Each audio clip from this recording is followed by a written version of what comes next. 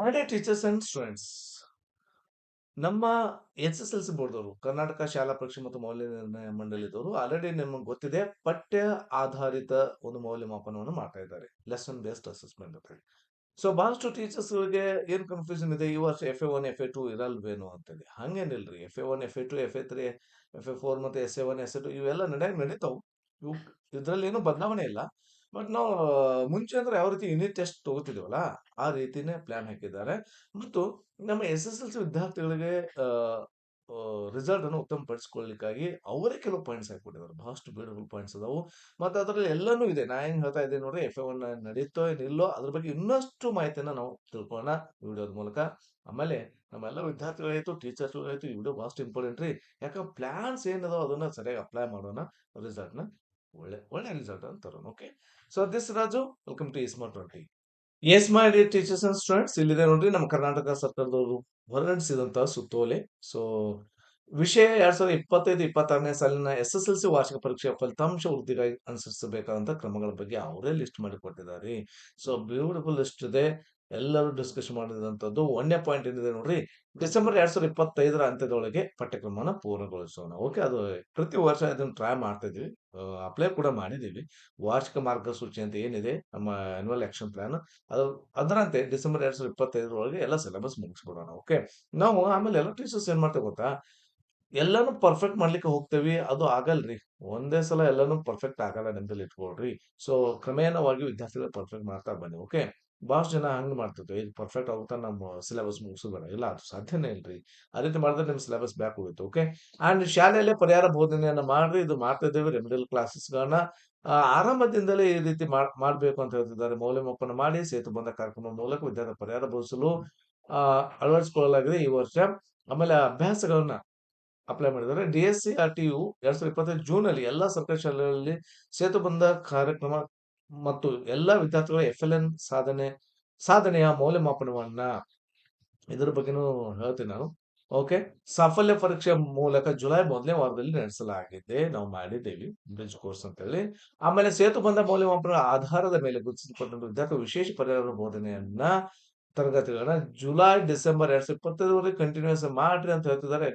ಈ ಜುಲೈ ಹಿಡಿದು so December ವರೆಗೆ ಕಂಟಿನ್ಯೂಸ್ ಮಾಡಿ. ಯಾವ ವಿದ್ಯಾರ್ಥಿಗಳು ಕಲಿಕೆಯಲ್ಲಿ ಸ್ವಲ್ಪ ಹಿಂದುಳಿದಿದ್ದಾರೆ ಅಂತ ವಿದ್ಯಾರ್ಥಿಗಳು ವಿಶೇಷವಾದ ಗಮನ ಕೊಡ್ರಿ ಅಂತ ಹೇಳ್ತಿದ್ದಾರೆ. ಆಮೇಲೆ ಪ್ರತಿ ಶಾಲೆ ಗೊತ್ತುಪಡಿಸಿದ ಶಾಲಾವರು ವೇಳಾಪಟ್ಟಿಯನ್ನು ತಾಲೂಕಿನ ಡಯಟ್ ಮೂಲಕ ಅದನ್ನ ವಾರದ 5 ದಿನ ಭೇಟಿ ನೀಡಿ ಶಾಲೆ ನಡೆಯುತ್ತಿರುವ ಪಾಠ, ವಿಶೇಷ ತರಗತಿಗಳು, ಪರಿಹಾರ ಬೋಧನಾ ತರಗತಿಯಲ್ಲಿ ಭಾಗವಹಿಸುವುದು, ತಮ್ಮ ಹಾಜರಾತಿಯನ್ನ ಪರೀಕ್ಷೆ ಅಬ್ಸರ್ವೇಷನ್ ಅಂತ ಇದ್ದೇ ಇರುತ್ತೆ. ನಮಗೆ ಇಷ್ಟೆಲ್ಲಾ ಮಾಡ್ತಿದ್ದಾರೆ ಅನ್ಬೇಕಾ, ಅವ್ರ ಕೆಲಸನೂ ಕೂಡ ಮಾಡ್ತಾರೆ, ಬಂದು ವಿಸಿಟ್ ಕೂಡ ಮಾಡ್ತಾರೆ, ಚೆಕ್ ಕೂಡ ಮಾಡ್ತಾರೆ ಟೀಚರ್ಸ್. ಓಕೆ. ಸೊ ಅಷ್ಟೇ ಅಲ್ಲ, ಅದನ್ನ ಏನೇನ್ ದಾಖಲೆಗಳು ಅದನ್ನ SATSದಲ್ಲಿ, ಸ್ಯಾಟ್ಸ್‌ದಲ್ಲಿ ಹಾಕ್ಬೇಕಾಗತ್ತಾ. ಮತ್ತು ಇವನ್ ಪರಿವೀಕ್ಷಣಾ ಆ್ಯಪ್ ಮೂಲಕ ಇನ್ಸ್ಪೆಕ್ಷನ್ ಆ್ಯಪ್‌ನಲ್ಲಿ ಕೂಡ ಮಾಹಿತಿಯನ್ನ ಹಿಂದಿಕ್ಕಳಿಸಬೇಕಾಗತ್ತಾ. ನೆನಪಲ್ಲಿ ಇಟ್ಕೊಳ್ರಿ. ಸುಮ್ನೆ ಹೋಗಿ ಬಂದು ವಿಸಿಟ್ ಮಾಡೋಲ್ಲ. ಅದನ್ನ ಅದನ್ನ ಅಪ್ಲೋಡ್ ಕೂಡ ಮಾಡ್ತಾರೆ. ಶಾಲೆಯಲ್ಲಿ ವಿಶೇಷ ತರಗತಿಗಳನ್ನು ಕಂಡಕ್ಟ್ ಮಾಡುವುದ್ರ ಬಗ್ಗೆ ಹೇಳ್ತಿದ್ದಾರೆ. ಜುಲೈ ಮಾಹೆಯಿಂದಲೇ ಪ್ರತಿದಿನ ಶಾಲಾ ಅವಧಿಯ ಮೊದಲು ಒಂದು ವಿಷಯಕ್ಕೆ ವಿಶೇಷ ತರಗತಿಯನ್ನ ಆಯೋಜನೆ ಮಾಡ್ತಿದ್ದಾರೆ. ಅದನ್ನು ಕೂಡ ನಾವು ಹೇಳ್ತಿದ್ದೇವಲ್ಲ, ಈಗ Kannada, English, Hindi, social science, maths ಸೈನ್ಸ್‌ದವರು ಅಂತೇಳಿ. ಪ್ರತಿದಿನ ಶಾಲಾ ಅವಧಿಯ ನಂತರ ವಿದ್ಯಾರ್ಥಿಗಳ ಬರವಣಿಗೆ ಗುಣಮಟ್ಟವನ್ನು ಹೆಚ್ಚಿಸಲು, ಬರವಣಿಗೆ ಸಾಮರ್ಥ್ಯ ವೃದ್ಧಿಸಲು ಮಾದರಿ ಪ್ರಶ್ನೆ ಪತ್ರಿಕೆ ಮಾಡಲ್ ಕ್ವೆಶ್ಚನ್ ಪೇಪರ್ಸ್‌ಗಳಿಗೆ ಉತ್ತರವನ್ನು ಬರೆಸುವ ತರಗತಿ ನಡೆಸುವುದು ಕ್ಲಾಸ್ ಬಿಟ್ಟ ನಂತರ. ಆಮೇಲೆ ಗಟ್ಟಿಯಾಗಿ ಓದಿಸುವ ಅಭ್ಯಾಸವನ್ನು ಓದಿಸುವುದು, ಅದನ್ನ ಎವರೇಜ್, ಬಿಲೋ ಎವರೇಜ್ ಮತ್ತು ಅಬೋ ಎವರೇಜ್ ವಿದ್ಯಾರ್ಥಿ ಗುಂಪನ್ನು ರಚಿಸಿ ಪ್ರತಿ ಶಿಕ್ಷಕರಿಗೆ ಸಮಾನ ವಿದ್ಯಾರ್ಥಿಗಳನ್ನ ದತ್ತು ನೀಡುವುದು. ಇದು ಬಹಳಷ್ಟು ಇಂಟ್ರೆಸ್ಟಿಂಗ್ ಇದೆ. ಹೌದ್ರಿ. ಅದಕ್ಕೆ ಆಮ್, ಅನುಭವಸ್ಥರ ಮಾತನ್ನ ಕೇಳ್ಬೇಕು ಅನ್ನೋದು ಅದಕ್ಕೆ. ಈಗ ನಾವು ಕೂಡ ದತ್ತು ತಗೋತಿದ್ದೇವೆ. ಮುಂಚೆ ಎಲ್ಲ ಹೆಂಗ್ ತಗೋತಿದ್ದೇವೆ ಗೊತ್ತಾ? ದತ್ತು ಹೆಂಗ್ ತೆಗೆದುಕೊಳ್ತಿದ್ದೀವಿ? ಆ ಹೆಸರುಗಳ ನೇಮ್ಸ್‌ಗಳನ್ನ ಒಂದು ಚೀಟಿದಲ್ಲಿ ಬರೆದು ಅದನ್ನ ಪಿಕ್ ಮಾಡೋದು ಮಾಡ್ತಿದ್ವಿ. ಅಥವಾ ರೋಲ್ ನಂಬರ್‌ನ ಬರಿತಿದ್ದೆ. ಸೊ ಅದು actually that's not a scientific way no. ಇಲ್ಲಿ ಹೇಳ್ತಾರೆ, ಯಾವ ವಿದ್ಯಾರ್ಥಿಗಳು ಎವರೇಜ್ ಇದ್ದಾರೆ ಮತ್ತು ಬಿಲೋ ಎವರೇಜ್ ಇದ್ದಾರೆ ಮತ್ತು ಅಬೋ ಎವರೇಜ್ ವಿದ್ಯಾರ್ಥಿಗಳ ಗುಂಪನ್ನು ಮಾಡಬೇಕು. ಆಮೇಲೆ ಪ್ರತಿ ಶಿಕ್ಷಕರು ಸಮನಾಗಿ ವಿದ್ಯಾರ್ಥಿಗಳನ್ನ ದತ್ತು ನೀಡುವುದು. ಬ್ಯೂಟಿಫುಲ್ ರೀ. ಹೌದಾನೆ? ನಾವು ಮಿಸ್ಟೇಕ್ ಮಾಡಿರ್ತೀವಿ. ಯಾರ್ಯಾರು ಸ್ಕೂಲಲ್ಲಿ ಮಿಸ್ಟೇಕ್ ಮಾಡಿದ್ರೆ ಟೀಚರ್ಸ್ ಅದನ್ನ ಕಮೆಂಟ್ ಮಾಡ್ರಿ. ಅಚಾನಕ್ ಆ ರೀತಿ ಆಗಿದ್ರು ಕೂಡ ಅದ್ರಿಂದ ನೋಡ್ರಿ ನನ್ ಕಡೆ ಅಷ್ಟು ಅಂತವರೇ ಬಂದಾರ, ನನ್ ಕಡೆ ಅಷ್ಟು ಟಾಪರ್ಸೇ ಬಂದಾರ ಅಂತ ಈ ರೀತಿ ಕಾಮನ್ ಆಗಿ ಮಾತಾಡ್ತಿರ್ತೇವಲ್ಲ. ಸೊ ಆ ರೀತಿ ಆಗೋದಿಲ್ಲ. ಈ ರೀತಿ ಗ್ರೂಪ್ ಮಾಡಿದ್ದೇ ಆಗಲ್ಲ. ಓಕೆ. ಬ್ಯೂಟಿಫುಲ್ ರೀ. ಇದನ್ನ ಅಪ್ಲೈ ಮಾಡೋಣ. ನಾನು ಕೂಡ ಅಪ್ಲೈ ಮಾಡ್ತೀನಿ ನಮ್ಮ ಸ್ಕೂಲಲ್ಲಿ ಕೂಡ. ಓಕೆ. ಆಮೇಲೆ ಇದೇ ರೀತಿ ಮಾಡಿದ್ರೆ ಓಕೆನಾ? ಸೊ ಶಾಲೆಯಲ್ಲಿ ಬೆಳಗಿನ ಪ್ರಾರ್ಥನಾ ಅವಧಿ ಚಟುವಟಿಕೆ. ಸೊ ಪ್ರಾರ್ಥನಾ ಅವಧಿಯಲ್ಲಿ ಮುಖ್ಯ ಶಿಕ್ಷಕರು ಆರೋಗ್ಯಕರ ಜೀವನ ಶೈಲಿ, ಮೊಬೈಲ್ ಫೋನ್ ಬಳಕೆಯನ್ನು ಸೀಮಿತಗೊಳಿಸುವುದು, ಪೌಷ್ಟಿಕ ಆಹಾರ ಸೇವನೆ ಮಹತ್ವ ಪ್ರತಿದಿನ ಬೆಳಗಿನ ಅವಧಿಯಲ್ಲಿ ನೀಡುವ ರಾಗಿ, ಮಾಲ್ಟ್, ಹಾಲು, ಊಟದ ಸಂದರ್ಭದಲ್ಲಿ ನೀಡುವುದು ಇದೆಲ್ಲ ಗೌರ್ಮೆಂಟ್ ಸ್ಕೂಲಲ್ಲಿ ಬರುತ್ತೆ. ನಮ್ಮ ಸ್ಕೂಲಲ್ಲಿ ಬರುತ್ತೆ. ರೆಸಿಡೆನ್ಷಿಯಲ್ ಸ್ಕೂಲ್‌ದಲ್ಲಿ ಕೂಡ ಅದರ ಬಗ್ಗೆ ಒತ್ತು ನೀಡಿ ವಿದ್ಯಾರ್ಥಿ ಮಾರ್ಗದರ್ಶನ ನೀಡಿ ಅಂತ ಹೇಳ್ತಿದ್ದಾರೆ. ಅಂದ್ರೆ ಸಮತೋಲಿತ ಜೀವನ ಶೈಲಿಯನ್ನ ರೂಢಿಸಿಕೊಳ್ಳಿಕ್ಕೆ ಮಕ್ಕಳಿಗೆ ಹೇಳ್ರಿ, ಆರೋಗ್ಯವೇ ಭಾಗ್ಯ ಅಂತ ಹೇಳ್ತಿದ್ದಾರೆ. ಆಮೇಲೆ ಶಾಲೆಯಲ್ಲಿ ಪ್ರತಿ ಪಾಠದ ಕಲಿಕೆ ಮೌಲ್ಯಾಂಕನ ಮತ್ತು ವಿದ್ಯಾರ್ಥಿಯವರು ಕಲಿಕಾ ಆಧಾರಿತ ಟ್ರ್ಯಾಕಿಂಗ್ ವ್ಯವಸ್ಥೆಯನ್ನ ಈ ವರ್ಷ ನಮ್ಮ ಹಿಸ್ಟ್ರಿದಲ್ಲಿನೇ ಎಜುಕೇಶನ್ ಡಿಪಾರ್ಟ್ಮೆಂಟ್ ಹಿಸ್ಟ್ರಿದಲ್ಲಿ ನಾವು ಮುಂಚೆ ಮಾಡ್ತಿದ್ದೇವೆ. ಬಟ್ ಅದನ್ನ ಅಪ್ಲೋಡ್ ಕೂಡ ಮಾಡ್ಬೇಕಾಗತ್ತ. ಪ್ರತಿ ಪಾಠ ಪೂರ್ಣಗೊಂಡ ನಂತರ ಪಾಠ ಆಧಾರಿತ ಲಿಖಿತ ಕಿರುಪರೀಕ್ಷೆನ ಮಾಡ್ಕೋಬೇಕಾಗತ್ತ. ಅದರ ಮೌಲ್ಯಮಾಪನವನ್ನ ಶಿಕ್ಷಕರು ಕೈಗೊಳ್ಳತಕ್ಕದ್ದು. ವಿದ್ಯಾರ್ಥಿ ಮತ್ತು ಶಾಲೆಗಳ ಎಸ್ಎಸ್ಎಲ್ಸಿ ಫಲಿತಾಂಶ ಸುಧಾರಣೆಗಾಗಿ ವಿದ್ಯಾರ್ಥಿವಾರು ಆಗಿರ್ಬೋದು, ಶಾಲಾವಾರು ಆಗಿರ್ಬೋದು ಫಲಿತಾಂಶವನ್ನ SAT, SL ಇಂದೀಕರಿಸಬೇಕು. ವಿದ್ಯಾರ್ಥಿವಾರು, ಶಾಲಾವಾರು, ಕ್ಲಸ್ಟರ್‌ವಾರು, ತಾಲೂಕುವಾರು, ಜಿಲ್ಲಾವಾರು ಈ ರೀತಿ SAT, SLನಿಂದ ಪಡೆದು ಡಯಟ್‌ಗಳಲ್ಲಿ ಮತ್ತು ಎಲ್ಲ ಆಡಳಿತಾತ್ಮಕ ಹಂತಗಳಲ್ಲಿ ಪರಿಶೀಲನೆ ಮಾಡಬೇಕು. ಮತ್ತೆ ಏನಾದರೂ ಸಮಸ್ಯೆ ಇದ್ರೆ ಅದನ್ನ ಪರಿಹಾರ ಕ್ರಮವನ್ನು ಕೈಗೊಳ್ಳಬೇಕು. ಏನು ರೀ ಇಷ್ಟೊಂದು ಮಹತ್ವವಾದ they are giving lot of importance to the okay students education. ಶಾಲೆಗಳಲ್ಲಿ ದ್ವೈಮಾಸಿಕ ಪೋಷಕ ಶಿಕ್ಷಕರ ಸಭೆಯನ್ನ ಹೌದ್ರಿ ಇದು ಖಂಡಿತವಾಗ್ಲೂ ಮಾಡ್ಲೇಬೇಕು. ಟೀಚರ್ಸ್ ಇದನ್ನ ಮಿಸ್ ಮಾಡಬಾರ್ದು. ಹೆಡ್ ಮಾಸ್ಟರ್ ಆಗಿರ್ಬೋದು, ಪ್ರಿನ್ಸಿಪಲ್ಸ್ ಆಗಿರ್ಬೋದು ಇದನ್ನ ಮಿಸ್ ಮಾಡ್ಲೇಬಾರ್ದು. ಯಾಕೆ ಗೊತ್ತಾ? ಫಲಿತಾಂಶ ವೃದ್ಧಿಗೆ ಶಾಲೆಗಳಲ್ಲಿ ಕೈಗೊಳ್ಳಲಾಗುತ್ತಿರುವ ಉಪಕ್ರಮಗಳ ಬಗ್ಗೆ ಪೋಷಕರಿಗೂ ಕೂಡ ಅರಿವು ಮೂಡಿಸಬೇಕು. ಯಾಕಂದ್ರ ಒಬ್ಬ ವಿದ್ಯಾರ್ಥಿ ಅಥವಾ ವಿದ್ಯಾರ್ಥಿನಿಯ ಒಂದು ಅಭಿವೃದ್ಧಿ ಕೇವಲ it's not depend upon the teachers ರೀ. As well as society, as well as parents ರೀ. ಇವರೆಲ್ಲರೂ ಕೂಡಿ ಆ ವಿದ್ಯಾರ್ಥಿಯ ಬಾಳನ್ನು ರೂಪಿಸ್ತಾರೆ. ಕೇವಲ ಟೀಚರ್ಸ್ ಕೊಟ್ಟು ಬಿಟ್ರೆ ಮುಗಿಯಲ್ಲ. ಪೇರೆಂಟ್ಸ್ ಕೂಡ ಕೆಲಸ ಮಾಡ್ಬೇಕಾಗತ್ತೆ. ಅದನ್ನ ಹೇಳ್ತಾ ಇದ್ದಾರೆ ಇಲ್ಲಿ. 10ನೇ ತರಗತಿಯ ಪೋಷಕರಿಗೆ ದ್ವೈಮಾಸಿಕ ಪೋಷಕ ಶಿಕ್ಷಕರ ಸಭೆಗಳನ್ನ ಪ್ರತಿ ಶಾಲೆಯಲ್ಲಿ ನಡೆಸಬೇಕು ಮತ್ತು ವಿದ್ಯಾರ್ಥಿಗಳಿಗೆ ಮನೆಯಲ್ಲಿ ಸೂಕ್ತವಾದ ಬೆಂಬಲವನ್ನು ನೀಡಬೇಕು. ಪೋಷಕರ ಸಮಾಲೋಚನೆ ನಡೆಸಬೇಕು. ಇದರೊಂದಿಗೆ SSLCಯ 1 ಮತ್ತು 2ನೇ ಪರೀಕ್ಷೆಯ ದಿನಾಂಕಗಳು ಪ್ರಕಟವಾದ ಕೂಡಲೇ ಅದರ ವಿವರಗಳನ್ನ ಮತ್ತು ಪರೀಕ್ಷೆ ವಿದ್ಯಾರ್ಥಿಗಳು ಒತ್ತಡ ರಹಿತವಾಗಿರುವಂತೆ ನೋಡಿಕೊಳ್ಳುವ ಬಗ್ಗೆ ಮಾರ್ಗದರ್ಶನ ನೀಡುವ ಶಾಲಾ ಮುಖ್ಯೋಪಾಧ್ಯಾಯರು ಮತ್ತು ಶಿಕ್ಷಕರು ಸೆಪ್ಟೆಂಬರ್ ಮಾಹೆಯಲ್ಲಿ ಪೋಷಕರಿಗೆ ಅರ್ಧ ದಿನದ ಕಾರ್ಯಾಗಾರವನ್ನು ನಡೆಸಬೇಕು. ಮಾರ್ಚ್ 2020ರ ಅಂತ್ಯದವರೆಗೆ ಸದರಿ ದ್ವೈಮಾಸಿಕ ಸಭೆಯನ್ನು ನಡೆಸಬೇಕು. ಬ್ಯೂಟಿಫುಲ್. ನೋಡ್ರಿ, ನಾ ಅದೇ ಹೇಳ್ತಿರ್ತೀನಿ ಪೇರೆಂಟ್ಸ್ ಮೀಟಿಂಗ್ ಕರೀರಿ, ಮಕ್ಕಳ ಬಗ್ಗೆ ತಿಳಿಸ್ರಿ, ಅವರಿಗೆ ಅರಿವು ಮೂಡಿಸ್ಕೊಳ್ರಿ. ಮತ್ತು ಬಹಳಷ್ಟು ಪೇರೆಂಟ್ಸ್ ಏನ್ ಮಾಡ್ತಾರ, ನನ್ನ ಮಗು ರ್ಯಾಂಕ್ ಬರ್ಬೇಕು ಅಂತ ಮಕ್ಕಳ ಮೇಲೆ ಒತ್ತಡ ಹಾಕ್ತಿರ್ತಾರ. ಅದನ್ನ ನಿವಾರಣೆ ಮಾಡ್ಬೇಕಾಗತ್ತ. ಇದರಿಂದ ಏನಾಗುತ್ತೆ ಗೊತ್ತಾ? ಮಕ್ಕಳ ಮೇಲೆ ಟೆನ್ಷನ್ ಕಡಿಮೆ ಆಗತ್ತರಿ. ಅವ್ರವ್ರ ಎಬಿಲಿಟಿ ತಕ್ಕಂತೆ ಮಾಡ್ತಾರ. ಈಗ ಅವರ ಎಬಿಲಿಟಿಯನ್ನ ಇನ್ನಷ್ಟು ಇಂಪ್ರೂವ್ ಮಾಡೋಣ. ಬಟ್ ಒತ್ತಡವನ್ನ ಹಾಕದ ರೀತಿಯಲ್ಲಿ ಒತ್ತಡ ರಹಿತವಾದ ವಾತಾವರಣ ನಿರ್ಮಿಸೋಣ. ಶಿಕ್ಷಕರಾಗಿರ್ಬೋದು, ಟೀಚರ್ಸ್ ಆಗಿರ್ಬೋದು, ಆಮೇಲೆ ಪೇರೆಂಟ್ಸ್ ಆಗಿರ್ಬೋದು, ಎಲ್ಲರೂ ಕೂಡಿ ಆ ರೀತಿ ಮಾಡ್ಬೇಕು. ಓಕೆ. ಆ ರೀತಿ ವಾತಾವರಣ ಮೂಡಿದ್ದೆ ಆದಲ್ಲಿ ಮಕ್ಕಳಿಗೆ ಕೂಡ ಈಸಿ ಆಗುತ್ತೆ. ಅದ್ಬಿಟ್ಟು ಟೆನ್ಸ್ ಮಾಡ್ತೇವೆ ಅಂದ್ರೆ ಮಕ್ಕಳಿಗೆ ಅದು ಎಲ್ಲ ಮೆಂಟಲಿ ಹರಾಸ್ಮೆಂಟ್ ರೀತಿ ಆಗತ್ತ. ಓಕೆ. ಅರ್ಲಿ ವಾರ್ನಿಂಗ್ ಸಿಸ್ಟಮ್ ಅಂತೇಳಿ ಶಾಲೆ ವಿದ್ಯಾರ್ಥಿಗಳು ಗೈರು ಹಾಜರಾಗದಂತೆ ವಹಿಸಬೇಕಾದ ಮುನ್ನೆಚ್ಚರಿಕೆ ಕ್ರಮಗಳು ಏನಂತಂದ್ರೆ SATS ತಂತ್ರಾಂಶದ ಮೂಲಕ SSLC ವಿದ್ಯಾರ್ಥಿಗಳ ತರಗತಿವಾರು ಹಾಜರಾತಿಯನ್ನ ಪ್ರತಿದಿನ ಗಮನಿಸಬೇಕು. ಅರ್ಲಿ ವಾರ್ನಿಂಗ್ ಸಿಸ್ಟಮ್ ಮೂಲಕ ಫ್ಲಾಗ್ ಮಾಡುವ ವಿದ್ಯಾರ್ಥಿ ವರ್ಗಗಳನ್ನ ಗಮನಿಸಿ ಮುಖ್ಯ ಶಿಕ್ಷಕರು, ವಿಶೇಷ ಶಿಕ್ಷಕರು ಮತ್ತು ಮಹಿಳಾ SDMC ಸದಸ್ಯರು ತರಗತಿಗೆ 7 ದಿನಗಳಂತೆ ಹೆಚ್ಚು ಕಾಲ ಅಥವಾ ನಿರಂತರ ಗೈರು ಹಾಜರಾಗುವ ವಿದ್ಯಾರ್ಥಿಗಳ ಮನೆಗೆ ಭೇಟಿ ನೀಡಬೇಕು, ಸಮಾಲೋಚನೆ ನಡೆಸಬೇಕು ಮತ್ತು ತರಗತಿ ಹಾಜರಾಗಲಿಕ್ಕೆ ಯಾಕೆ ನೀವು ಬಂದಿಲ್ಲಪ್ಪ ಅಂತ ಕಾರಣಗಳನ್ನ ಗುರುತಿಸಬೇಕು. ಮತ್ತೆ ಶಾಲೆಗೆ ಮರಳಿ ತರಲು ನಾವು ಪ್ರಯತ್ನವನ್ನ ಮಾಡಬೇಕು ಅಂತ ಹೇಳಿ ಹೇಳ್ತಾ ಇದ್ದಾರೆ. ಓಕೆ. ಇದು ಒಂದ್ ಸ್ವಲ್ಪ ಕಡಿಮೆ ಆಗಿದೆ. ಅಷ್ಟೊಂದು ಇಲ್ಲ. ಗವರ್ನಮೆಂಟ್ ಸ್ಕೂಲ್ ಅಲ್ಲಿ ಇಲ್ಲಿ ಇದೆ. ಅದನ್ನ ಸ್ವಲ್ಪ ಕ್ಲಿಯರ್ ಮಾಡ್ಕೋಬೇಕು. ಓಕೆ. ಶಾಲೆಯಿಂದ ಹೊರಗುಳಿದ ಮಕ್ಕಳನ್ನ ಶಾಲೆಗೆ ಕರೆತರಬೇಕು. SDMC ಆಗಿರ್ಬೋದು, ಇವ್ರು ಇಂಪಾರ್ಟೆಂಟ್ ರೀ SDMC. ಈ ಇಂಥದಕ್ಕೆ ಬರ್ರಿಯಪ್ಪ SDMCದವ್ರು ಈ ರೀತಿ ಕೆಲಸ ಮಾಡ್ರಿ. ಯಾವ್ದಾರ ಮಗು ಶಾಲೆನ ಬಿಟ್ಟು ಹೊರಗೆ ಉಳಿದಿದ್ರೆ ಟೀಚರ್ ಸ್ಕೂಲ್ ಬಿಟ್ಟು ಓಡಾಡ್ದೋದು ಯಾಕಂದ್ರೆ ನೀವೇ ಹೋಗಿ ಕರ್ಕೊಂಡ್ ಬರ್ರಿ. ಮನವೊಲಿಸ್ರಿ ಪೇರೆಂಟ್ಸ್. ನಿಮ್ ಮಾತು ಕೇಳ್ತಾರೆ. ಯಾಕಂದ್ರೆ ನೀವು ಊರನ್ನವ್ರು ಇರ್ತಿರಲ್ಲ. ಸೊ ಅವ್ರು ಕೇಳಲೇಬೇಕಾಗತ್ತ. ಆಮೇಲೆ ಇನ್ನಿತರ ಭಾಗೀದಾರರು ಸಹಕಾರದೊಂದಿಗೆ 10ನೇ ತರಗತಿ ಶಾಲೆಯಿಂದ ಹೊರಗುಳಿದಂತ ಮಕ್ಕಳ ಮನೆ ಭೇಟಿ ಕೊಟ್ಟು ಮನವೊಲಿಸಿ ಸ್ಕೂಲ್‌ಗೆ ತಗೊಂಬರ್ರಿ. ಆಮೇಲೆ ಈ ರೀತಿಯಾಗಿ ನಿರಂತರವಾಗಿ ಗೈರು ಹಾಜರಾಗುವ ವಿದ್ಯಾರ್ಥಿ ಕುರಿತು ಕೇಸ್ ಸ್ಟಡಿಯನ್ನ ಮಾಡಿಸ್ಬೇಕಾಗ್ತದೆ. ಯಾವ ಕಾರಣಕ್ಕಾಗಿ ಆ ಮಗು ನಿರಂತರವಾಗಿ ಗೈರು ಹಾಜರಿಯನ್ನು ಮಾಡ್ತಾ ಇದ್ದಾರೆ ಅನ್ನೋದ್ರ ಬಗ್ಗೆನೂ ಮಾಹಿತಿಯನ್ನ ಕಲೆಕ್ಟ್ ಮಾಡಿ ಇಟ್ಕೊಳ್ರಿ ಟೀಚರ್ಸ್. ಇದು ನಾವು ಮಾಡ್ಲೇಬೇಕ್ರಿ ಕ್ಲಾಸ್ ಟೀಚರ್ ಆದವರು. ಸುಮ್ನೆ ಆ ಇರ್ಬೇಡ್ರಿ. ಯಾವುದೇ ಇರ್ಲಿ ಅದನ್ನ ರಿಟರ್ನ್ ಡಾಕ್ಯುಮೆಂಟ್‌ನ ಮೇಂಟೈನ್ ಮಾಡ್ರಿ ಟೀಚರ್ಸ್. ಓಕೆ. ನಮ್ಮ ಹೈಸ್ಕೂಲ್ ಟೀಚರ್ಸ್ ಬಹಳಷ್ಟು ಹೇಳಬೇಕು ಇದನ್ನ. ಯಾಕಂದ್ರೆ ನಾವು ಬರೇ ಪಾಠ, ಪ್ರವಚನ ಇದ್ರಲ್ಲೇ ಬಿಜಿ ಆಗಿರ್ತೀವಿ. ಈ ರೀತಿ ಡಾಕ್ಯುಮೆಂಟ್ಸ್ ಮೇಂಟೈನ್ ಮಾಡೋದ್ರಲ್ಲಿ ಒಮ್ಮೊಮ್ಮೆ ಫೇಲ್ ಆಗಿರ್ತೀವಿ ಟೀಚರ್ಸ್. ಹೌದೇನೆ? ಇದನ್ನ ಮೇಂಟೈನ್ ಮಾಡ್ಬೇಕಾಗತ್ತೆ. ಯಾವ ಮಗುವಿಗೆ ನೀವು ಏನ್ ಹೇಳಿದ್ರಿ, ಯಾಕೆ ಬರ್ಲಿಲ್ಲ ಅದು ರೀಸನ್ ಇಟ್ಕೊಂಡ್ರೆ ಮುಗೀತು.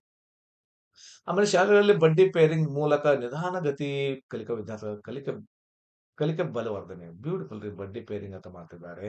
ಇದು ನಾವು ಕೂಡ ಅಪ್ಲೈ ಮಾಡಿದ್ವಿ. ಬಹಳಷ್ಟು ವರ್ಷಗಳ ಹಿಂದೆನೆ ಅಪ್ಲೈ ಮಾಡಿದ್ದೀನಿ. ನಿಧಾನಗತಿ ಕಲಿಕಾ ಲಕ್ಷಣಗಳು ವಿದ್ಯಾರ್ಥಿಗಳ ಕಲಿಕೆಯನ್ನು ಉತ್ತಮಪಡಿಸಲು ಕಲಿಕಾ ಪ್ರಗತಿ ಸಾಧಿಸುವ ವಿದ್ಯಾರ್ಥಿಗಳೊಂದಿಗೆ ಕಲಿಯಲು ಗುಂಪು ಅಧ್ಯಯನದಂತಹ ವಿವಿಧ ಚಟುವಟಿಕೆಗಳನ್ನು ರೂಪಿಸಿ ಕಲಿಕೆ ಸಾಧಿಸಲು ವಿಫುಲ ಅವಕಾಶವನ್ನು ಒದಗಿಸುವುದು. ಯಾರು ಬ್ರಿಲಿಯಂಟ್ ಇರ್ತಾರೋ ಅವ್ರ ಜೊತೆ ಟ್ಯಾಗ್ ಮಾಡಬೇಕು. ಯಾರು ವಿದ್ಯಾರ್ಥಿ ಸ್ವಲ್ಪ ಸ್ಟಡಿಯಲ್ಲಿ ವೀಕ್ ಇರ್ತಾರಲ್ಲ ಅವ್ರದ್ದು. ಆಮೇಲೆ ಜಿಲ್ಲಾ ಮತ್ತು ತಾಲೂಕು ಹಂತದ ಅಧಿಕಾರಿಗಳು 2, 3 ಕ್ಲಸ್ಟರ್ ಒಳಗೊಂಡಂತೆ 2, 3 ಕ್ಲಸ್ಟರ್ ನೋಡಲ್ ಆಫೀಸರ್‌ಗಳನ್ನಾಗಿ ಡೈರೆಕ್ಟ್ ಮಾಸ್ಟರ್‌ಗಳನ್ನು ನೇಮಿಸ್ತಾರ. ಸೊ, ಈ ನೋಡಲ್ ಅಧಿಕಾರಿಗಳು ಕಡ್ಡಾಯವಾಗಿ ಪ್ರತಿದಿನ ಒಂದು ಶಾಲೆಗೆ ಭೇಟಿ ನೀಡಬೇಕು. ಆ ಸಂದರ್ಭದಲ್ಲಿ ನಿಧಾನಗತಿ ಕಲಿಕಾ ವಿದ್ಯಾರ್ಥಿ ಕಲಿಕಾ ಪ್ರಗತಿ ಹೇಗಿರುವುದನ್ನ ಚೆಕ್ ಮಾಡಬೇಕಾಗತ್ತೆ. ಅದನ್ನ ಪರೀಕ್ಷಣೆ ಆಪ್ ಮೂಲಕ ಇನ್ಸ್ಪೆಕ್ಷನ್ ಆಪ್‌ನಲ್ಲಿ ಅದನ್ನ ಇಂಗೀಕರಿಸಬೇಕಾಗತ್ತೆ ಮಾಹಿತಿನ. ಯಾವ ಮಗು ನಾವು ಅಂದಿರ್ತೀವಲ್ಲ, ಒಂದು ತರಗತಿಯಲ್ಲಿ 5, 6 ವಿದ್ಯಾರ್ಥಿಗಳು ಇದು ಕ ನಿಧಾನಗತಿ ಕಲಿಕಾ ವಿದ್ಯಾರ್ಥಿಗಳಿರ್ತಾರೆ. ಅಂಥವ್ರ ಬಗ್ಗೆ ಅವರು ಕೂಡ ವಿಸಿಟ್ ಮಾಡಿ ಏನಾದ್ರು ಇಂಪ್ರೂವ್‌ಮೆಂಟ್ ಆಯ್ತಾ? ಅದನ್ನ ಇಂಗೀಕರಿಸಬೇಕಾಗತ್ತ ಆಪ್‌ನಲ್ಲಿ. ಇನ್ನು 10ನೇ ತರಗತಿ ವಿಷಯವಾರು, ಘಟಕವಾರು ಪ್ರಶ್ನಾಕೋಟಿಯನ್ನು ಬ್ಯೂಟಿಫುಲ್ ಈ ಸಲ ಡೇರ್‌ದವರು ಈ ಪ್ರಶ್ನಾಕೋಟಿಯನ್ನು ತಯಾರು ಮಾಡಿದ್ದಾರೆ. ಸೊ, ಸಿದ್ಧಪಡಿಸಿದ್ದು ಇದನ್ನ ಪ್ರಶ್ನಾಕೋಟಿಗಳನ್ನ ಈ ಡಿಎಸ್‌ಸಿಆರ್‌ಟಿ ಕರ್ನಾಟಕ.gov.in ದಲ್ಲಿ ಪ್ರಕಟಿಸ್ ಮಾಡಿದ್ದಾರೆ. ಎಲ್ಲರೂ ಕೂಡ ಈ ವೆಬ್‌ಸೈಟ್‌ಗೆ ಭೇಟಿ ಕೊಡ್ರಿ ಟೀಚರ್ಸ್. ಇದನ್ನ ಸದುಪಯೋಗ ಮಾಡ್ಕೊಳ್ರಿ. ಇದ್ರ ಬಗ್ಗೆ ಬಹಳಷ್ಟು ಸಲ ಹೇಳಿದೀನಿ. ಫಸ್ಟ್ ವಿಡಿಯೋದಲ್ಲಿನೇ ಹೇಳಿದೀನಿ. ಮೊನ್ನೆ ವಿಡಿಯೋದಲ್ಲಿ ನಾನು ಕೂಡ ಇದನ್ನ ಅಪ್ಲೈ ಮಾಡ್ತಾ ಇದ್ದೇನೆ. ಇದರಲ್ಲಿ ಪ್ರಶ್ನೆ ಪತ್ರಿಕೆ ಮಾದರಿಯಿಂದ ಬಹು ಆಯ್ಕೆ ಪ್ರಶ್ನೆಗಳಾಗಿರ್ಬೋದು, ಕಿರು ಉತ್ತರದ ಪ್ರಶ್ನೆಗಳಾಗಿರ್ಬೋದು, ದೀರ್ಘ ಉತ್ತರದ ಪ್ರಶ್ನೆಗಳಾಗಿರ್ಬೋದು, ಎಲ್ಲಾ ವಿಷಯಗಳ ಪ್ರಶ್ನೆಪತ್ರಿಕೆಯನ್ನ ಅವರೇ ತಯಾರು ಮಾಡಿದ್ದಾರೆ. ನಮ್ಮ ಕರ್ನಾಟಕ ಶಾಲಾ ಪರೀಕ್ಷೆ ಮತ್ತು ಮೌಲ್ಯನಿರ್ಣಯ ಮಂಡಳಿದವರು ವೆಬ್‌ಸೈಟ್‌ನಲ್ಲಿ ಪ್ರಕಟಣೆ ಮಾಡಿದ್ದಾರೆ. ಆಮೇಲೆ ಕೆಸಿಎಬಿದಲ್ಲಿನ ವೆಬ್‌ಸೈಟ್‌ದಲ್ಲಿದೆ. ಅದರಲ್ಲಿ ಇನ್ನೊಂದು ಡಿಫರೆಂಟ್ ಏನಂದ್ರೆ, ಒಂದು ವಿಶೇಷ ಏನಂದ್ರೆ, ಸೊ ಸುಲಭ ಪ್ರಶ್ನೆಸ್‌ಗಳು, ಎವರೇಜ್ ಕ್ವೆಷನ್ಸ್‌ಗಳು, ಡಿಫಿಕಲ್ಟ್ ಕ್ವೆಷನ್ಸ್ ಅವರೇ ಡಿಫರೆನ್ಸಿಯೇಟ್ ಮಾಡಿದ್ದಾರೆ. ಆಮೇಲೆ ಶಿಕ್ಷಕರು ಮತ್ತು ವಿದ್ಯಾರ್ಥಿಗಳು ಈ ಪ್ರಶ್ನೆಗಳನ್ನ ಯೂಸ್ ಮಾಡ್ಕೊಳ್ರಿ ಅಂತ ಹೇಳ್ತಿದ್ದಾರೆ. ಓಕೆ. ಇನ್ನ ಇದೇ ಹೇಳಿದೆ ನಮಗೆ ಎಫ್-ಎ1, ಎಫ್-ಎ2, ಎಫ್-ಎ3 ನಡೀತಾವೋ ಇಲ್ಲೋ ಅಂತ ಟೀಚರ್ಸ್ ಕ್ವೆಷನ್ ಮಾಡ್ತಿದ್ರಿ. ಆಫ್ ಕೋರ್ಸ್ ರೀ ನಡೀತಾವೆ. ಅದಕ್ಕ ಏನಪ್ಪಾ ದಾಖಲೆ ಅಂದ್ರೆ 2025-26ನೇ ಶೈಕ್ಷಣಿಕ ಸಾಲಿನಲ್ಲಿ ಶಾಲೆಗಳಲ್ಲಿ ನಡೆಸುವ ಪಾಠಗಳು ಕಿರು ಪರೀಕ್ಷೆಗಳು ಆಸ್ ಯೂಸುವಲ್ ನಡೀತಾವ. ಅದಾದ ನಂತರ ರೂಪನಾತ್ಮಕ ಮೌಲ್ಯಮಾಪನಗಳನ್ನ ನಡೆಸಬೇಕಾಗತ್ತ. 1, 2, 3, 4ಗಳನ್ನ ಮತ್ತು ಎಸ್ಸೆ1 ಕೂಡ ನಡೆಸಬೇಕಾಗತ್ತ. ಆದ್ರೆ ಆದ್ರೆ ಪ್ರಶ್ನೆ ಪತ್ರಿಕೆಗಳನ್ನ ಸಿದ್ಧಪಡಿಸುವ ಈ ಪ್ರಶ್ನೆ ಕೋಟೆಗಳನ್ನ ಬಳಸಿಕೊಳ್ಳ್ರಿ ಅಂತ ಹೇಳ್ತಿದ್ದಾರೆ. ಆದ್ರೆ ಏನು ಖುಷಿ ಅಂದ್ರೆ ನಮ್ಗೆ ಬಹಳಷ್ಟು ಈಸಿ ಆಯ್ತಲ್ಲ. ಬಹಳಷ್ಟು ಈಸಿ ಆಯ್ತು. ಆಮೇಲೆ ಯಾವುದ್ರಲ್ಲಿ ಬರ್ತೈತಿ ಅಪ್ರಿಸಿಯೇಷನ್‌ದಲ್ಲಿ ಬರ್ತೈತೋ, ಅಪ್ಲಿಕೇಶನ್‌ದಲ್ಲಿ ಬರ್ತೈತೋ, ಎವರೇಜ್, ಡಿಫಿಕಲ್ಟಿ ಎಲ್ಲಾನು ಕ್ಲಿಯರ್ ಮಾಡಿದಾರೆ. ಟೀಚರ್ಸ್ ಇಷ್ಟೊಂದು ಈಸಿ ಮಾಡ್ಕೊಡ್ತಿದ್ದಾರೆ. ಅದನ್ನ ಯೂಸ್ ಮಾಡ್ಕೊಳ್ರಿ. ಓಕೆ. ವಿದ್ಯಾರ್ಥಿಗಳು ಗಳಿಸಿದ ಅಂಕಗಳನ್ನ ಎಸ್‌ಎ-ಟಿ-ಎಸ್‌ನಲ್ಲಿ ಆಡ್ ಮಾಡಬೇಕು. ಯಾವುದೇ ಎಫ್-1, ಎಫ್-2 ಎಲ್ಲವನ್ನ. ಅದರ ಆಧಾರದ ಮೇಲೆ ಹಿಂದುಳಿದ ವಿದ್ಯಾರ್ಥಿಗಳನ್ನ ಗುರುತಿಸಿ, ಕಲಿಕೆಯಲ್ಲಿ ಹಿಂದುಳಿದ ವಿದ್ಯಾರ್ಥಿಗಳನ್ನು ಗುರುತಿಸಿ ಪರಿಹಾರ ಒದಗಿಸಬೇಕು ಅಂತ ಹೇಳ್ತಿದ್ದಾರೆ. ಓಕೆ. ಆಮೇಲೆ ವಿದ್ಯಾರ್ಥಿ ನಿರಂತರ ಮೌಲ್ಯಮಾಪನ ಮಾಡ್ರಿ ಅಂತ ಅನ್ಲಿಕ್ಕೆ ಮತ್ತೆ ಎಫ್-1, ಎಫ್-2 ಬಗ್ಗೆ ಮಾಹಿತಿ ಕೊಡ್ತಿದ್ದಾರೆ. ಘಟಕ ಪರೀಕ್ಷೆಯನ್ನು ತಗೋತೀರಿ, ರೂಪನಾತ್ಮಕ ಪರೀಕ್ಷೆಯನ್ನು ತಗೋಬೇಕು, ಜೊತೆಗೆ ಎಸ್ಸೆ1 ಕೂಡ ತಗೋಬೇಕು. ಅಷ್ಟೇ ಅಲ್ರಿ, ಪೂರ್ವ ಸಿದ್ಧತಾ ಪರೀಕ್ಷೆಗಳನ್ನ ವೆಬ್ ಕಾಸ್ಟಿಂಗ್ ಮೂಲಕ ವೀಕ್ಷಣೆ ಮಾಡ್ತಾ ಇದ್ದಾರೆ ಫಸ್ಟ್ ಟೈಮ್. ಲಾಸ್ಟ್ ಟೈಮ್ ಮಾಡಿದ್ರು ಅಷ್ಟೊಂದು ಆಗಿಲ್ಲ ಅನ್ಸುತ್ತೆ. ಓಕೆ. ರೈಟ್. ಇನ್ನು ವೇಕಪ್ ಕಾಲ್ ಅಂತ ಪ್ರತಿದಿನ ಮುಂಜಾನೆ ವಿದ್ಯಾರ್ಥಿಗಳ ಸಕ್ರಿಯ ಅಭ್ಯಾಸ ಮಾಡ್ತಿರೋ ಬಗ್ಗೆ ಪರಿಶೀಲಿಸಲು ಮುಖ್ಯ ಶಿಕ್ಷಕರಾಗಿರ್ಬೋದು ವೇಕಪ್ ಕಾಲ್ ಮಾಡ್ಬೇಕಾಗತ್ತಾ? ಎದ್ದಾರ ಏನಿಲ್ಲೋ ನೋಡ್ಕೊಳ್ರಿ. ಸ್ಟಡಿ ಮಾಡ್ತಾ ಪೇರೆಂಟ್ಸ್‌ಗೆ ಕಾಲ್ ಮಾಡ್ಬೋದು. ಕ್ರೀಡಾ ಅವಧಿ ಅಂತೇಳಿ ಹೌದ್ರಿ ಇದು ಬ್ಯೂಟಿಫುಲ್ ರೀ. ಮಕ್ಕಳ ಮೇಲೆ ಟೆನ್ಸ್ ಆಗತ್ತಂತೆ. ವಾರದಲ್ಲಿ ಒಂದು ಕನಿಷ್ಠ ಒಂದು ಅವಧಿಯನ್ನ ಕ್ರೀಡೆಗೆ ಮೀಸಲಿಡ್ರಿ. ಹತ್ತಿರದ ತರಗತಿಯಲ್ಲಿ ಆಟ ಆಡ್ಬೇಡ್ರಿ ಅಂತ ಹೇಳ್ತಾರೆ. ಒಂದು ವಾರಕ್ಕೆ ಒಂದ್ಸಲ ಅವ್ರಿಗೆ ಚೆನ್ನಾಗಿ ಆಟ ಆಡ್ಸ್ರಿ. ಆಮೇಲೆ ಮೊಬೈಲ್ ಫೋನ್ ಮತ್ತು ಸಾಮಾಜಿಕ ಜಾಲತಾಣ ಬಳಕೆ ಕೀಳನ್ನ ತಪ್ಪಿಸಬೇಕು. ಹೌದ್ರಿ ಇದು ಬಹಳಷ್ಟು ಡೇಂಜರಸ್.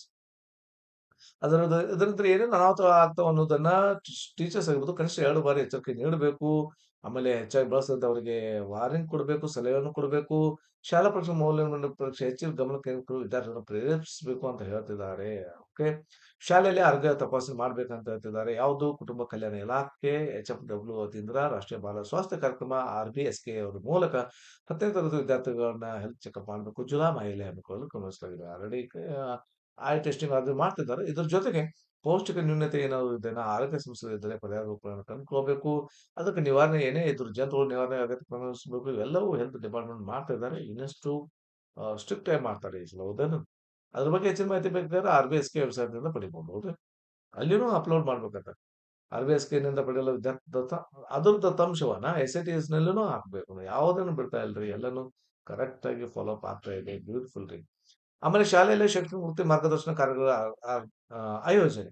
ವಿದ್ಯಾರ್ಥಿಗಳಿಗೆ ಅಕ್ಟೋಬರ್, ಮೇ 2ನೇ ವಾರದಲ್ಲಿ ದಸರಾ ರಜೆ ನಂತರ ಶೈಕ್ಷಣಿಕ ವೃತ್ತಿ ಮಾರ್ಗದರ್ಶನ ಕುರಿತು ಕಾರ್ಯಕ್ರಮವನ್ನ ನಡೆಸಬೇಕು. ಎಕ್ಸಾಂಪಲ್ ಎಸ್-ಎಸ್-ಎಲ್-ಸಿ ಆದ ನಂತರ ಏನು? ಪಿ-ಯು-ಸಿ ಆದ ನಂತರ ಏನು?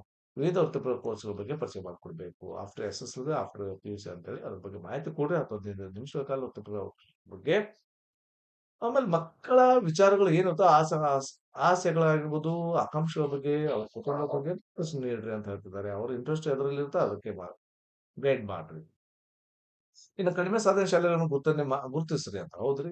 ಇರ್ತಾವು ಕಡಿಮೆ ಸಾಧನೆ ಮಾಡುವಂತ ಶಾಲಾ ಅಲ್ಲಿ ಏನ್ ಸಮಸ್ಯೆಗಳನ್ನ ಗುರುತಿಸಬೇಕು. ಅದನ್ನ ಪರಿಹಾರವನ್ನ ಜಿಲ್ಲಾ ಉಪನಿರ್ದೇಶಕರು ಆಡಳಿತ ಅಗತ್ಯ ಕ್ರಮವನ್ನು ಕೈಗೊಳ್ಳಬೇಕು. ಆಮೇಲೆ 2023, 24, 25, 25ನೇ ಸಾಲಿನ ಎಸ್ಎಸ್ಎಲ್ಸಿ ಫಲಿತಾಂಶ ವಿಶ್ಲೇಷಣೆ ಆಧಾರದ ಮೇಲೆ ಜಿಲ್ಲಾ ಸದಸ್ಯರಿಂದ ಕಡಿಮೆ ಫಲಿತಾಂಶ ದಾಖಲಿಸಿರುವ ಶಾಲೆಗಳ ಫಲಿತಾಂಶ ಸುಧಾರಣೆಗಾಗಿ ದೀರ್ಘಾವಧಿ, ಮಧ್ಯಮಾವಧಿ, ಅಲ್ಪಾವಧಿ ಕ್ರಿಯಾ ಯೋಜನೆಯನ್ನು ರೂಪಿಸಬೇಕು. ಸಮಗ್ರವಾಗಿ ಮತ್ತು ವಿಷಯವಾರು ಶೂನ್ಯ ಫಲಿತಾಂಶಗಳನ್ನು ಪಡೆದ ಶಾಲೆಗಳಲ್ಲಿ ಅಗತ್ಯ ಪ್ರಯೋಜನ ಒದಗಿಸಬೇಕು ಅಂತ ಹೇಳ್ತಿದ್ದಾರೆ. ಅದನ್ನು ವಾಚ್ ಲಿಸ್ಟ್ ನಲ್ಲಿ ಹಾಕಬೇಕು. ಮಕ್ಕಳ ಕಲಿಕೆ ಮತ್ತು ಶಿಕ್ಷಣ ಬೋಧನೆಯನ್ನು ನಿರಂತರವಾಗಿ ಪರಿಶೀಲನೆ ಮಾಡಬೇಕು ಅಂತ ವಿಶೇಷವಾದ ಶಾಲೆಗಳನ್ನು.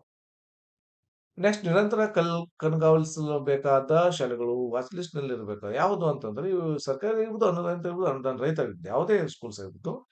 ಎಸ್ಎಸ್ಎಲ್ಸಿ ಫಲಿತಾಂಶ ಶೂನ್ಯ ಫಲಿತಾಂಶ ಬಂದಿದ್ದರೆ ಪಡೆದ ಶಾಲೆಗಳಾಗಿರ್ಬೋದು, ಅವುಗಳ ಮೇಲೆ ಬಿಒದವರಾಗಿರ್ಬೋದು, ಅಭಿವೃದ್ಧಿ ಮತ್ತು ಆಡಳಿತ ಮಂಡಳಿಯವರಾಗಿರ್ಬೋದು ನಿರಂತರವಾಗಿ ಏನ್ ಮಾಡಬೇಕು, ಆ ಭೇಟಿ ನೀಡ್ತಾ ಇರಬೇಕು. ಫಲಿತಾಂಶ ಸುಧಾರಣೆ ಕ್ರಮ ವಹಿಸಬಹುದು. ಯಾಕಂದ್ರೆ 0 ಫಲಿತಾಂಶ ಇರುತ್ತಲ್ಲ ಅದಕ್ಕಾಗಿ.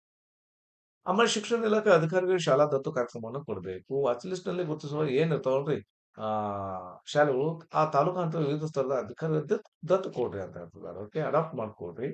ದತ್ತು ಪಡೆದ ಅಧಿಕಾರಿಗಳು ಶಾಲೆಗೆ ನಿರಂತರವಾಗಿ ಭೇಟಿ ಕೊಡಬೇಕು, ಪರಿಶೀಲನೆ ಮಾಡಬೇಕು, ಸುಧಾರಣೆಯನ್ನು ಮಾಡ್ಕೋಬೇಕು, ಮಾಡಿಸ್ಬೇಕು. ಓಕೆ.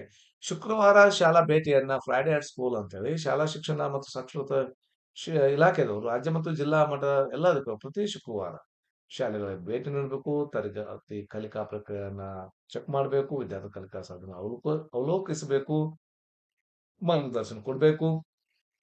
ಅದು ಭೇಟಿ ಕೊಡುವಂತ ಮಾಹಿತಿಯನ್ನ ಎಸ್ ನಲ್ಲಿ ಪರ್ಯವೇಕ್ಷಣೆ ಆಪ್ ಮೂಲಕ ಅಲ್ಲಿ ನವೀಕರಿಸಬೇಕು. ಇನ್ನು ಶಾಲೆಯಲ್ಲಿ 10ನೇ ತರಗತಿ ವಿದ್ಯಾರ್ಥಿ ಉತ್ತಮ ಕಲಿಕೆಗಾಗಿ ಮಾಹೆವಾರು ಮಾಹೆವಾರು ಅಂದ್ರೆ ಮಂತ್ಲಿ ವೈಸ್. ಓಕೆ. ಪ್ರಗತಿ ಪರಿಶೀಲನಾ ಸಭೆಗಳನ್ನ ಮಾಡಬೇಕು. ಯಾವ ಸ್ಕೂಲಲ್ಲಿ ಏನೇನು ಆಯ್ತು ಜುಲೈ 2020 ಮಾಹೆಯಿಂದಲೇ ಸ್ಟಾರ್ಟ್ ಮಾಡಬೇಕು. ಓಕೆ. ಜಿಲ್ಲಾ ಪಂಚಾಯತ್ ಮುಖ್ಯ ಕಾರ್ಯನಿರ್ವಹಣಾಧಿಕಾರಿಗಳು, ರಾಜ್ಯ ಹಂತದಲ್ಲಿ ಆಯುಕ್ತರು, ಶಾಲಾ ಶಿಕ್ಷಣ ಇಲಾಖೆ ಇವರೆಲ್ಲರೂ ಕೂಡ ಧಾರವಾಡ, ಕಲಬುರಗಿ ಅವರವರ ಕಾರ್ಯಾಪ್ತಿಯಲ್ಲಿ ಅದನ್ನು ನಡೆಸಬೇಕು ಅಂತ ಹೇಳ್ತಿದ್ದಾರೆ. ಇನ್ನು ಶಿಕ್ಷಕರಿಗೆ ಪುನಶ್ಚೇತನ ತರಬೇತಿಯನ್ನು ಮಾಡಬೇಕು. ಜಿಲ್ಲಾ ಮತ್ತು ತಾಲೂಕು ಮಟ್ಟದ ಶಿಕ್ಷಕ ಫಲಿತಾಂಶ ಉತ್ತಮಪಡಿಸ್ಕೋಬೇಕಾದ್ರೆ ಶಾಲೆ ದಿನವನ್ನು ಹೊರತುಪಡಿಸಿ ಪುನಶ್ಚೇತನ ತರಗತಿ ಶಾಲೆ ದಿನವನ್ನು ಹೊರತುಪಡಿಸಿ ಅಂದ್ರೆ ಮತ್ತೆ ಎಲ್ಲಿ ಸ್ಯಾಟರ್ಡೆ ಸಂಡೇನೆ ಬರುತ್ತೆ. ಅದನ್ನ ಮಾಡಬೇಕು ಟೀಚರ್ಸ್‌ಗಳಿಗೆ. ಆಮೇಲೆ ಎಸ್-ಎಸ್-ಸಿ ಪರೀಕ್ಷೆ 1 ಮತ್ತು 2ರ ವೇಳಾಪಟ್ಟಿಯನ್ನು ಬಹಳಷ್ಟು ಮುಂಚಿತವಾಗಿ ಪ್ರಕಟಣೆ ಮಾಡ್ರಿ ಅಂತ ಹೇಳ್ತಿದ್ದಾರೆ. ಅದನ್ನ ಮಾಡ್ತಾ ಇದ್ದಾರೆ. ನಮ್ಮ ಬೋರ್ಡ್‌ದವರು ಎಸ್-ಎಸ್-ಎಲ್-ಸಿ ಬೋರ್ಡ್‌ದವರು ಮಾಡ್ತಾರೆ. ಓಕೆ. ಅದ್ರ ಬಗ್ಗೆ ಮಾಹಿತಿಯನ್ನು ಕೊಡು. ಅದ್ರ ಬಗ್ಗೆ ಸ್ಟಡಿ ಟೈಮ್ ಟೇಬಲ್ ಹಾಕ್ರಿ. ಆಮೇಲೆ ಮಕ್ಕಳಿಗೆ ಆತ್ಮವಿಶ್ವಾಸನ ತುಂಬ್ರಿ. ಆಮೇಲೆ ಅವ್ರೇನ್ ಡೌಟ್ಸ್ ಇದ್ರೆ ಕ್ಲಿಯರ್ ಮಾಡ್ರಿ. ಅದಕ್ಕೆ ಸಂಬಂಧಪಟ್ಟಂತ FAQsಗಳನ್ನ ಅಲ್ಲಿ ವೆಬ್‌ಸೈಟ್‌ದಲ್ಲಿನೂ ಕೂಡ ಅಪ್‌ಲೋಡ್ ಮಾಡಿದ್ದಾರೆ. ಅದನ್ನ ನೋಡ್ಕೊಳ್ರಿ ಅಂತ ಹೇಳ್ತಿದ್ದಾರೆ. ಆಗಸ್ಟ್ ಅಂತ್ಯದೊಳಗೆ ನೀಡ್ತಾರೆ. ಏನು ತೊಂದರೆ ಇಲ್ಲ ಅವ್ರಿಗೆ. ಇನ್ನ ಮಾದರಿ ಪ್ರಶ್ನೆ ಪತ್ರಿಕೆಗಳನ್ನ ಪ್ರಕಟಿಸುವ ಕುರಿತು. ಹೌದ್ರಿ. ಯಾವುದೇ ಮಾದರಿ ಪ್ರಶ್ನೆ ತಗೋರಿ ನಮ್ಮ ಕರ್ನಾಟಕ ಶಾಲಾ ಪರೀಕ್ಷೆ ಮತ್ತು ಮೌಲ್ಯನಿರ್ಣಯ ಮಂಡಳಿದವರು ಪ್ರಕಟಣೆ ಮಾಡಿದ್ದಾರೆ. KSEAB ವೆಬ್‌ಸೈಟ್‌ನಲ್ಲಿ. ಓಕೆ. ಈ ವೆಬ್‌ಸೈಟ್ ಭೇಟಿ ಕೊಟ್ಟು ಪ್ರಶ್ನೆ ಪತ್ರಗಳನ್ನು ತಗೊಳ್ರಿ. ಸೊ ಅದರಿಂದ ಏನಾಗುತ್ತೆ ಮಕ್ಕಳಿಗೆ ಭಯ ಹೋಗುತ್ತೆ, ಪರೀಕ್ಷೆ ಭಯ ಹೋಗುತ್ತೆ. ಇನ್ನು ವಿಷಯವನ್ನು ನೀಲಿ ನಕ್ಷೆ ಪ್ರಕಟಿಸುವ ಕುರಿತು ಬ್ಲೂ ಪ್ರಿಂಟ್ ಅಂತ ಹೇಳ್ತೀವಿ ಸಬ್ಜೆಕ್ಟ್ ವೈಸ್. ಅದನ್ನ ನಮ್ಮ ಮಂಡಲದವರೇನೆ ಜುಲೈ ಮಾಹೆ ಅಂತ್ಯಕ್ಕೆ ಘಟಕವಾರು ಆಧಾರಿತ ನೀಲನ್ನ ಆಲ್ರೆಡಿ ಬಿಟ್ಟಿದ್ದಾರೆ. ಇದನ್ನ ನೋಡ್ಕೊಂಡು ಬ್ಯೂಟಿಫುಲ್ ಇದ್ದಾರೆ. ಇದ್ರ ಬಗ್ಗೆ ಮತ್ತಷ್ಟು ಮಾಹಿತಿ ಕೊಡ್ತೀನಿ. ಘಟಕವಾರು ಅಂಕಗಳ ಬಗ್ಗೆ, ಪ್ರಶ್ನೆ ಸ್ವರೂಪ, ಕಠಿಣದ ಬಗ್ಗೆ ಎಲ್ಲವನ್ನ ತಿಳಿಸಿದ್ದಾರೆ. ಇದ್ರ ಬಗ್ಗೆ ಇನ್ನಷ್ಟು ಮಾಹಿತಿ ಕೊಡ್ತೀನಿ ನಾನು ಇನ್ನೊಂದು ವಿಡಿಯೋದಲ್ಲಿ. ಓಕೆ. ಇನ್ನು ಪೂರ್ವ ಸಿದ್ಧತಾ ಪರೀಕ್ಷೆ ನಡೆಸೋದು ಎಸ್ಎ1 ನಡೆಸ್ತಾರೆ. 3 ಪೂರ್ವ ಸಿದ್ಧತಾ ಪರೀಕ್ಷೆ ನಡೆಸ್ತಾರಂತ. ಅವಾಗ ನಾವು ಸರಣಿ ಪರೀಕ್ಷೆ ಅಂತ ನಡೆಸ್ತೀವಲ್ಲ ಅದೇ ರೀತಿ 3. ಆಮೇಲೆ ಎಲ್ಲಾ ಶಾಲೆಗಳನ್ನು ಬಳಸಿ 2026 ಜನವರಿ ಮೊದಲನೇ ವಾರದಲ್ಲಿ ಮೊದಲ ಪೂರ್ವ ಸಿದ್ಧತಾ ಪರೀಕ್ಷೆ ಮಾಡಬೇಕು. ಜನವರಿ ಕೊನೆ ವಾರದಲ್ಲಿ 2ನೇದು, ಫೆಬ್ರವರಿ ಕೊನೆ ವಾರದಲ್ಲಿ 3ನೇದು ಅಂತ ಟೈಮ್ ಟೇಬಲ್ಸ್ ಹಾಕಿಬಿಟ್ಟಿದ್ದಾರೆ. ಅದನ್ನ ವೆಬ್‌ಕಾಸ್ಟಿಂಗ್ ಮೂಲಕನೇ ಮಾಡ್ಬೇಕು ಅಂತ ಹೇಳ್ತಿದ್ದಾರೆ. ನೈಸ್. ಇನ್ನ ಮೇಲುಸ್ತುವಾರಿ ಅಧಿಕಾರಿಗಳ ಜವಾಬ್ದಾರಿಗಳನ್ನ ಕೊಟ್ಟಿದ್ದಾರೆ. ಸೊ ಎಲ್ಲಾ ಆಫೀಸರ್ಸ್ ಕರೆಕ್ಟ್ ತಮ್ಮ ತಮ್ಮ ಹಂತಗಳಲ್ಲಿ ಜವಾಬ್ದಾರಿಯಾಗಿರ್ಬೇಕು. ಮತ್ತು ಅವರು ವಿಸಿಟ್ ಮಾಡಿ ಅದನ್ನ ಬಗ್ಗೆ ಮಾಹಿತಿಯನ್ನು ಕೊಡ್ರಿ. ಸೋಮವಾರದಿಂದ ಶುಕ್ರವಾರದವರೆಗೆ ಪ್ರತಿದಿನ ಒಂದೊಂದು ಶಾಲೆ ಭೇಟಿ ಕೊಡ್ರಿ ಅಂತ ಹೇಳ್ತಿದ್ದಾರೆ. ಇನ್ನು ಜಿಲ್ಲಾ ಹಂತದಲ್ಲಿ ಪ್ರಗತಿ ಪರಿಶೀಲನೆ ನಡೆಸಿ ಪ್ರತಿ ಅದನ್ನ ನಡೆಸಿದ ನಂತರ ಏನೇನು ಕೈಗೊಂಡಿದ್ದೀರಿ, ಆಮೇಲೆ ಏನೇನ ಅನುಪಾಲ ಕ್ರಮಗಳನ್ನ ಕಡ್ಡಾಯವಾಗಿ ಪರಿಶೀಲಿಸಬೇಕು ಅಂತ ಹೇಳ್ತಿದ್ದಾರೆ. ಇನ್ನು ಅನುತ್ತೀರ್ಣ ವಿದ್ಯಾರ್ಥಿಗಳ ಮರು ದಾಖಲಾತಿಯನ್ನ ಮಾಡಬೇಕು. ಯಾಕಂದ್ರೆ ಕೆಲವು ವಿದ್ಯಾರ್ಥಿಗಳು ಅನುತ್ತೀರ್ಣ ಆಗಿರ್ತಾರ. ದಿನಾಂಕ 24/7/2024ರಂತೆ ಎಸ್-ಎಸ್-ಎಲ್-ಸಿ ಮತ್ತು ದ್ವಿತೀಯ PUC ಯಾರು ಅನುತ್ತೀರ್ಣ ಆಗಿದ್ರೆ ಅದು ಮರು ದಾಖಲೆ ಮಾಡ್ಲಿಕ್ಕೆ ಅವಕಾಶ ಮಾಡಿಕೊಡ್ರಿ, ಕ್ರಮ ವಹಿಸಿದೆ ಅಂತ ಹೇಳ್ತಿದ್ದಾರೆ. ಈ ಮೇಲ್ಕಂಡ ಕ್ರಮಗಳನ್ನು ಜಿಲ್ಲಾ ಮತ್ತು ತಾಲೂಕು ಹಂತಗಳಲ್ಲಿ ಅನುಷ್ಠಾನಗೊಳಿಸಿ ಎಸ್-ಎಸ್-ಎಲ್-ಸಿ ಫಲಿತಾಂಶ ವೃದ್ಧಿಗಾಗಿ ಎಲ್ಲ ಹಂತದ ಅಧಿಕಾರಿಗಳು ಕ್ರಮ ವಹಿಸಬೇಕನ್ನೋ ಬ್ಯೂಟಿಫುಲ್ ಹೇಳಿದ್ದಾರೆ ರಶ್ಮಿ ಅವರು, ಮಹೇಶ್ ಭಾರತೀಯ ಆಡಳಿತ ಸೇವೆಯವರು. ಓಕೆ.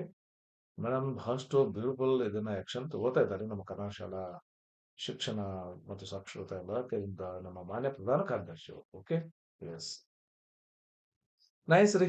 ಇದೆಲ್ಲ ಮಾಹಿತಿಯನ್ನ ಹೇಳಿದೀನಿ. ಆಗ ನಮ್ಮ ಕೆಲಸಗಳ ಬಗ್ಗೆ ಮಾಹಿತಿ ಕೊಟ್ಟಿದ್ದೀನಿ. ಟೀಚರ್ಸ್ ಆದವರು ಮಕ್ಕಳಿಗೆ ಕೂಡ ಮಾಹಿತಿ ಇರಲಿ ಇದ್ರ ಬಗ್ಗೆ. ಯಾಕಂದ್ರೆ ನಾವು ಟೀಚರ್ಸ್ ಆದವರು ಇದನ್ನ ಸರಿಯಾಗಿ ಅಪ್ಲೈ ಮಾಡೋಣ. ಒಳ್ಳೆ ರಿಸಲ್ಟ್ ಬರುತ್ತೆ. ಓಕೆ. ಇಲ್ಲಿಗೆ ವಿಡಿಯೋ ಮುಗಿಸ್ತೀನಿ. ಈ ನಮ್ಮ ವಿಡಿಯೋ ನಿಮ್ಗೆ ಇಷ್ಟವಾದಲ್ಲಿ ಇದ್ರ ಬಗ್ಗೆ ಹೆಚ್ಚಿನ ಮಾಹಿತಿ ಬೇಕಾದ್ರೆ ಕಮೆಂಟ್ ಮಾಡಿ. ಅದ್ರ ಬಗ್ಗೆ ನಾನು ಡಿಸ್ಕಸ್ ಮಾಡ್ತೀನಿ. ಕೆಲವು ಟೀಚರ್ಸ್ FLN ಬಗ್ಗೆ ಮಾಹಿತಿ ಕೊಡ್ರಿ ಅಂತ ಹೇಳ್ತಿದ್ದಾರೆ. ಅದ್ರ ಬಗ್ಗೆ ಕೊಡ್ತೀನಿ. ಅದಕ್ಕಿಂತ ಮುಂಚೆ ನಾನು ನಮ್ಮ ಕ್ವೆಶ್ಚನ್ ಪೇಪರ್ ಬ್ಲೂ ಪ್ರಿಂಟ್ ಬಗ್ಗೆ ಡಿಸ್ಕಷನ್ ಮಾಡ್ತೀನಿ ನೆಕ್ಸ್ಟ್ ವಿಡಿಯೋದಲ್ಲಿ. ಓಕೆ.